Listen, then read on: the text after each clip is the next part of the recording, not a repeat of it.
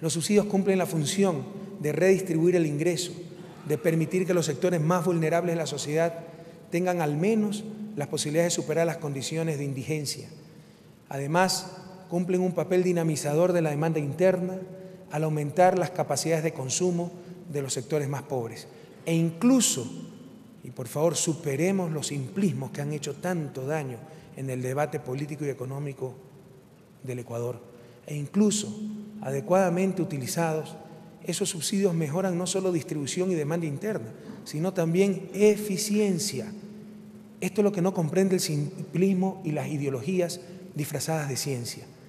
Permítame poner un ejemplo, esto es importante, de subsidios que mejoran la eficiencia, ya que elevar el nivel de discusión económica en el país es esencial si queremos salir adelante. Independientemente si esté o no de acuerdo con el gobierno, debemos elevar el nivel de debate, sobre todo económico, pero en general debate político, social y en todas las dimensiones.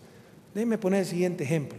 Si yo destino 10 millones de dólares para equipar los hospitales con modernos equipos para atender a las víctimas de los accidentes de tránsito, una de las principales causas de muerte en el país, probablemente provocaré el aplauso de la mayoría de los supuestos analistas económicos y medios de comunicación.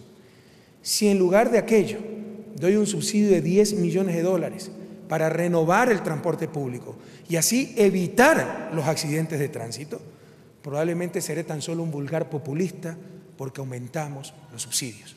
Ese es el simplismo de la gente que no entiende los instrumentos económicos y cómo utilizarlos. Por último, hay que tener claro que al quitar un subsidio, e insisto en esto porque ya recibimos una serie de presiones frente a esta crisis, ¿verdad? Quitar subsidio al gas, gasolinas, etc.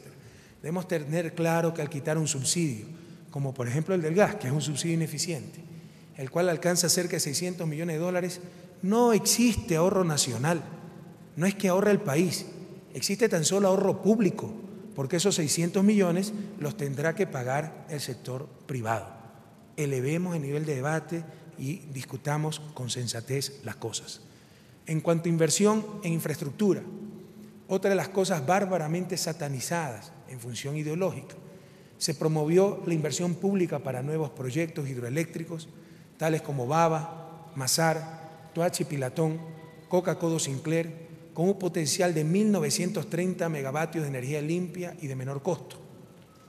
En esto es sumamente importante tener la noción del costo de oportunidad, es decir, los millones de dólares que el país pierde por cada día que estos proyectos demoren en construirse.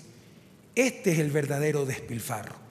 Si se hubieran hecho todas estas inversiones en el momento adecuado, el país estuviera ahorrando 3 millones de dólares diarios y estaríamos mucho mejor preparados para la crisis que enfrentamos. Nunca olviden que no hay mayor prudencia que el saber invertir. El haber dejado postergadas estas inversiones fundamentales para el país ha sido la verdadera irresponsabilidad, la verdadera imprudencia, el verdadero despilfarro. Por otro lado, se desarrolló el plan de electrificación rural para 565.000 viviendas. Se ha unificado el precio del kilovatio hora, lo que beneficia a 1 millón de personas. Respecto a la producción petrolera, se logró que cerca de 1 millón de barriles de petróleo vuelvan a manos del Estado. El Estado recuperó el bloque 31 en manos de Petrobras, en zona ecológicamente muy sensible, y se renegociaron los contratos petroleros con una perspectiva soberana. Aquí también una precisión ante las barbaridades que se dicen por ignorancia o mala fe. Se ha llegado a sostener que el Estado perdió en la renegociación, que dicho sea de paso, es una transición para en un año tener contratos de prestación de servicios, que se dice que perdió porque aumentó los precios referenciales de los contratos y con ello disminuyó el ingreso por ganancias extraordinarias que recibía el Estado. Sin embargo, no dicen que también se aumentó la participación del Estado en dichos contratos, lo cual, en actual coyuntura de bajos precios, resultó mucho más conveniente. No es cierto, como han publicado ciertos medios de comunicación, que se han perdido 700 millones de dólares por una mala renegociación en los contratos petroleros. Ahora tenemos un Estado con capacidad de poner condiciones y no subordinarse a los intereses del capital, de las transnacionales o de la banca multilateral. Otra prueba de ello es la renegociación de los contratos de concesión del servicio de telefonía celular, en beneficio de la población y del Estado ecuatoriano. Por eso resulta absurda la oposición a la ley de minería, cuando es una ley con controles ambientales estrictos, ejercidos por el Ministerio del Ambiente como Autoridad Nacional Ambiental, evitando que el Ministerio de Minas y Petróleo sea juez y parte. No nos engañemos, quienes se oponen a la ley en realidad no quieren minería. Esto es un absurdo e incluso una gran irresponsabilidad. No podemos vivir como mendigos sentados sobre un saco de oro. Es necesario impulsar una producción minera responsable y con fuertes controles ambientales.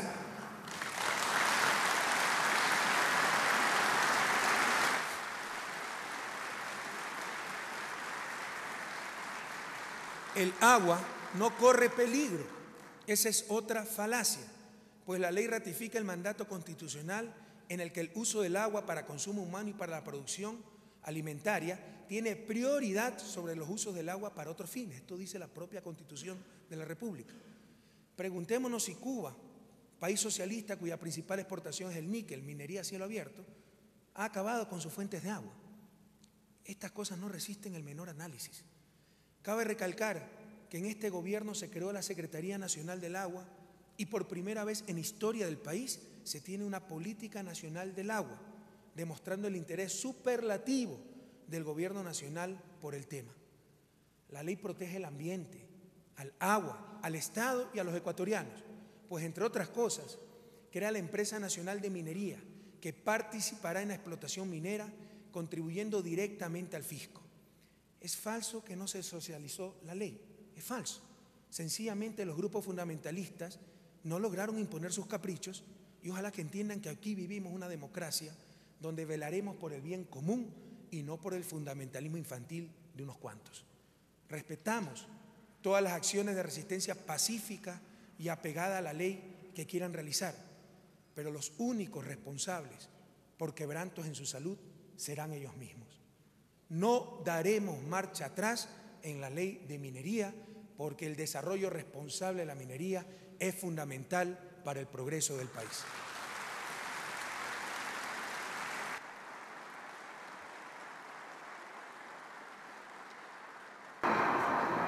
Porque representamos a todo un pueblo, no nos ha temblado la mano para tomar decisiones firmes cuando los intereses públicos han estado en peligro, como cuando expulsamos del país a la empresa Odebrecht, o procedimos a la incautación de los bienes de aquellos banqueros que dejaron al país en la ruina, llevándose el dinero de miles y miles de depositantes. El capital financiero ahora tendrá que someterse a rigurosos mecanismos de control y regulación, pues nunca más permitiremos un nuevo sabotaje bancario. Como todos sabemos, eso es algo que la nueva Constitución, la Constitución popular, la Constitución del nuevo país, prohíbe expresamente.